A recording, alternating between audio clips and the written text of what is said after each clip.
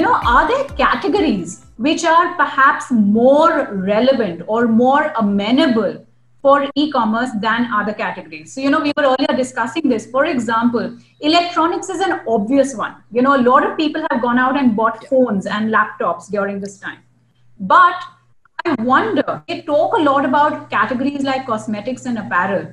But, for me, I worry that if I'm ordering cosmetics online, I might not be able to get the right shade. Unless, of course, it's a lipstick shade that I know. I'm always buying, say, 003 of L'Oreal. But other than that, I want to ask you, are there categories that lend themselves naturally to better e-commerce versus others? Bhaskar, you want to take that? And sure, go ahead, Rakesh, and Bhaskar can add. Yeah, I probably wanted to quickly build on one point, right? So as we think about, the consumer behavior shifting and they feeling like they need a few things sitting from home. Right. You, let's say, already are operating in e-commerce and you have relevant experiences that can offer them that solution. I think in our case, Target has thought about that again.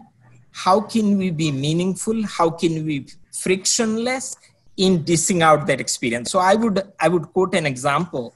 Home, as we know, is a very heavily invested category in terms of time and mind space from consumers or guests, right?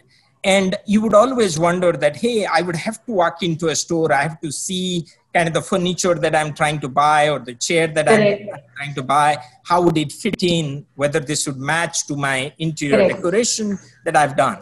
So a couple of years back, Bani, we had done a 360-degree virtual shoppable room. Oh, lovely. That we already had built, leveraging our cutting edge capability of CGI, that we have seen guests lapping up more and more, because today they not only get that kind of the functional expertise that they think from the brand, they get that, but they also can decide like how do they want to think about what specific chair that they want, what specific ottoman that they want, and they can mix and match. So categories that were traditionally conceptualized as, it has to be a physical store oriented only, through technology, through meaningful experiences that brands can build, can actually dish out that for our guests. So, very interesting. In fact, a lot of luxury brands today have very quickly invested a lot in augmented reality, only so that they can serve their consumers better and they can serve their consumers while they're still sitting at home. Go ahead, Bhaskar. You were no, I think yes. So Vani, I think let me just take a slightly more historical view and I'll come to your cosmetics question.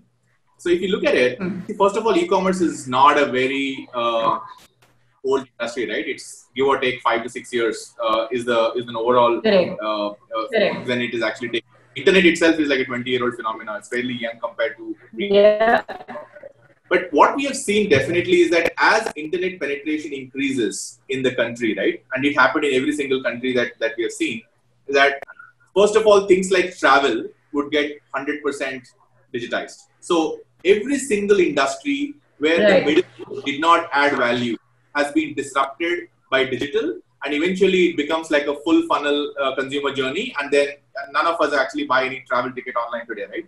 After travel, you're looking at banking and finance, all the banks starting to kind of digitize because money can actually be transacted digitally.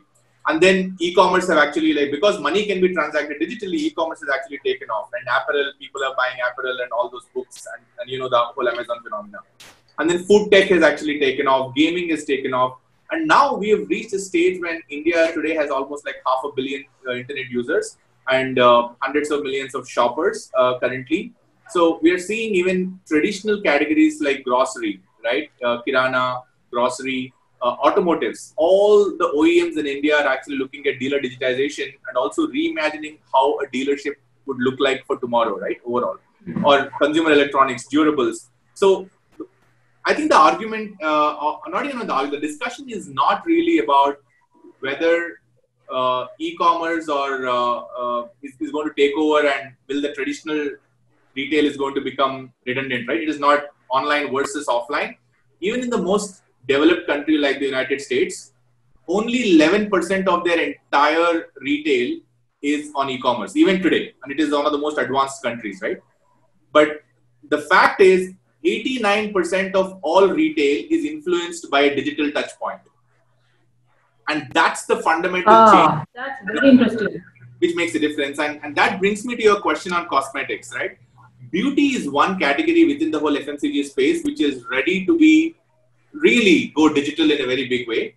For example, I just want to share with you, because the whole ecosystem, right? The whole user journey from discovery of something to sampling to buying to feedback, the whole ecosystem is actually digitized. So think of it this way. There are almost 4 billion queries happening on the internet, and Google has been aggregating intent, right? There are 4 billion queries on beauty alone in India. I'm talking about India, and 60% of this is actually happening on on YouTube. And then you have almost 200 odd beauty creators, creating almost like 400 million views every month. On an average, right? And all these guys are more than 1 million subscriber kind of channels. So you're talking about this consumer discovery and the influencers simplifying the decision for the users, right? And you see the whole e-commerce taking off. So what we are seeing is that clearly, like, not only the traditional companies like a L'Oreal and a Unilever trying to go digital, and you see many of them have now direct-to-consumer kind of approaches.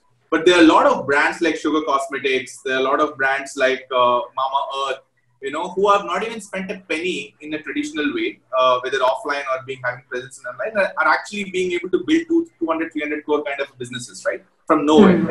So there are large direct-to-consumer brands, there are a large influencer ecosystem, there are big brands with consumers already on board. So when your ecosystem is right, is developed in a right way, every category can be digitalized. So unless you are selling steel, I think you should be convinced that digital touchpoint will impact your offline purchase. No, so that's very interesting. In fact, I was reading about a Chinese company that had a whole lot of store promoters in their in their beauty outlet. And what they've done is they've converted all of those beauty advisors to becoming online beauty advisors and influencers. And with that, they've actually seen a spike in sales, which is many-fold of what they had, in fact, pre-COVID. So, which also brings me to, there are platforms like Bulbul, where there are even for tier 2, tier 3 cities, they're showcasing how a product can be used. And via demonstration and via building credibility on how this product can be used, it's bringing a lot of traction from smaller tier cities.